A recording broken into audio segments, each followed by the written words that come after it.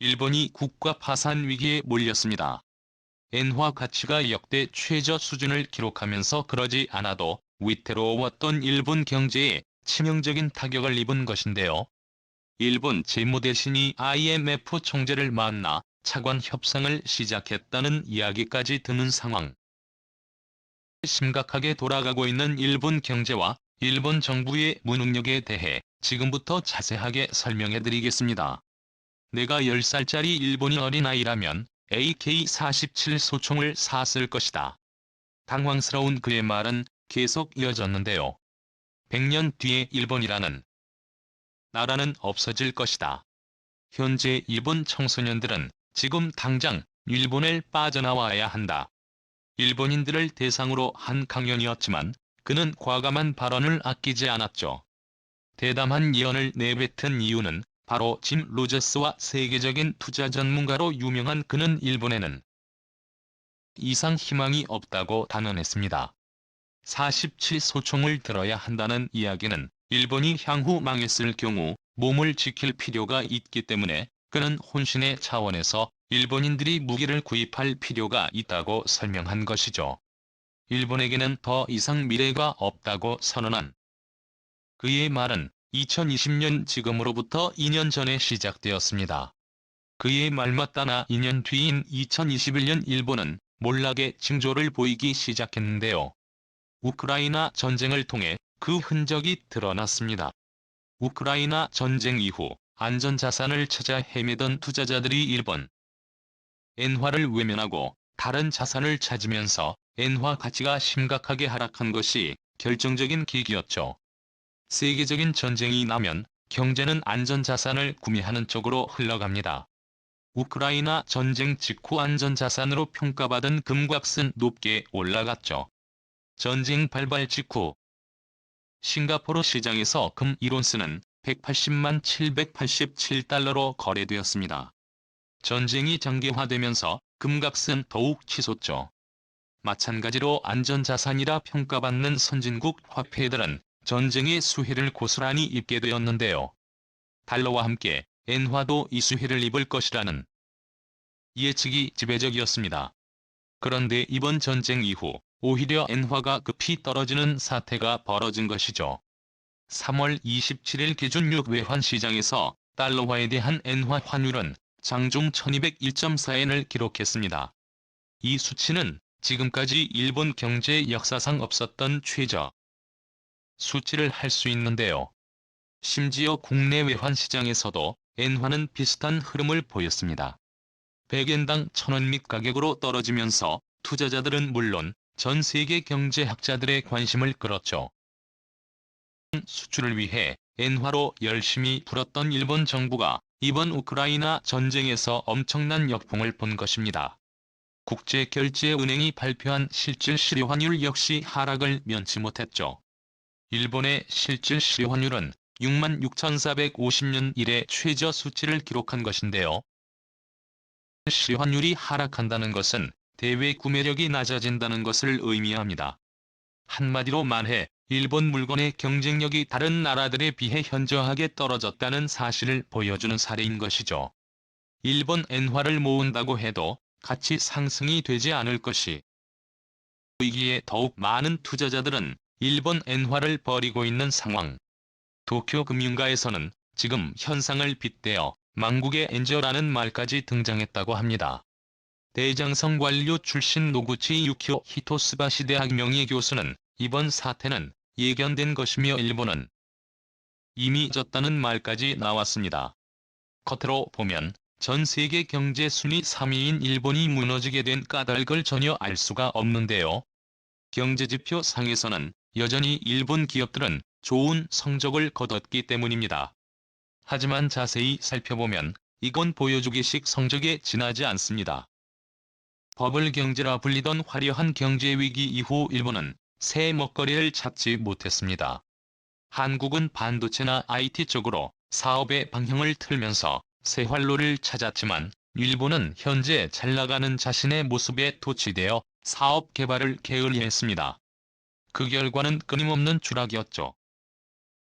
정부도 경제가 무너지는 것을 보여주지 않고자 엔저 현상을 가속했습니다. 엔화 가치를 떨어뜨려 수출에 있어서 유리한 고지를 점하고자 했고, 이 전략은 생각보다 잘 먹혔습니다.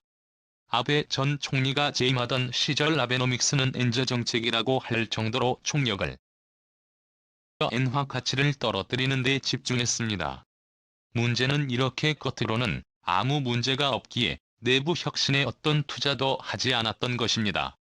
일본 내부에서도 자조적으로 바라보는 도장 찍는 기계나 텍스 머신 사용 역시 반성 없는 일본의 모습을 보여준 사례라 할 수 있죠.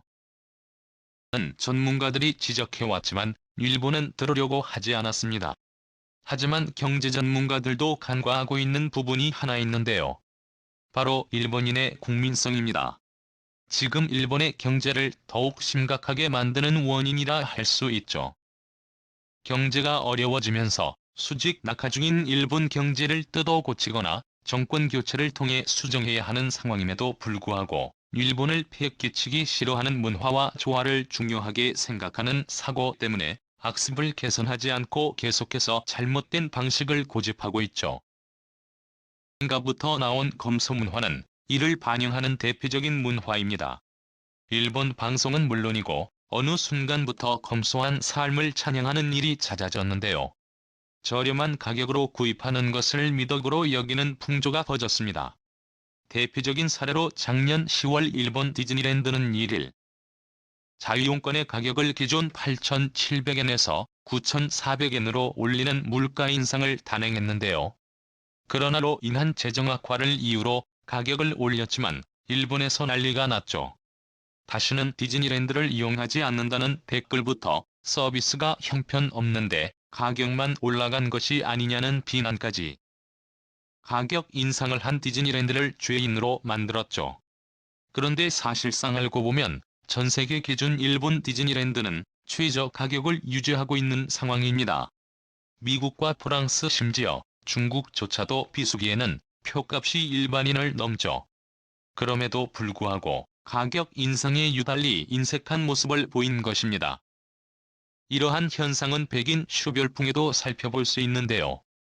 백인으로 구입할 수 있는 물건들을 모아놓은 백인 숍은 도쿄 등지에서만 살펴볼 수 있는 가게가 아니라 일본 전역에서 흔하게 찾아볼 수 있는 가게가 되었죠. 검소를 미덕으로 여기는 일본 문화가 퍼진 시점과 일본 경제가 급격하게 기울어진 시점은 절묘하게 맞아떨어지는데요. 한국이라면 나라 경제에 대해 정부 책임을 물었겠지만 일본인들은 소비를 줄이면서 아무 말도 못했던 것이죠. 이와 동시에 사치하는 이들에 대한 비난을 멈추지 않았고 일본 사회에서 소비는 악덕이 되었습니다. 경제 악순환은 계속되었고 고용조차 불안정한 상태로 바뀌면서 일본 벼랑 끝으로 몰린 것입니다. 우크라이나 전쟁은 일본 경제에 결정타를 날린 셈인데요. 러시아와 협력하면서 투자한 자산을 러시아가 국유화하면서 엄청난 피해를 입은 데다가 도쿄올림픽과 포르노 사태의 대비를 위한 예산을 끌어쓰는 바람에 일본은 외환 보유고가 바닥난 것인데요. 결국 최근 일본 재무대신 스즈키 수니치는 비밀리에 IMF와 접촉 크리스털이나 게오르기바 아니메 부총재와 만남을 가져 차관 도입에 대한 논의를 했다고 합니다. 그동안 탄탄하다고 평가를 받았던 일본 엔화도 가치 하락을 면치 못하고 각종 예상과 비주류 연명하던 일본 경제에 빨간불이 들어온 것인데요. 이미 일본은 GDP 대비 국가 채무가 최악인 상태였습니다. 작년 기준 일본이 지닌 빚은 12,002조 4,6,180억엔, GDP 대비 260에 이르는 수준으로 국민 1인당 진 빚은 9,803만의 수준인데요. 이는 다른 선진국들 가운데서도 유달리 높은 수준입니다. 전체 1,902개 국가 가운데 1위에 해당하는 수치죠. 일본 정부가 필사적으로 막으려 하는 국가파산 상태는 더는 막기 것이 현실입니다.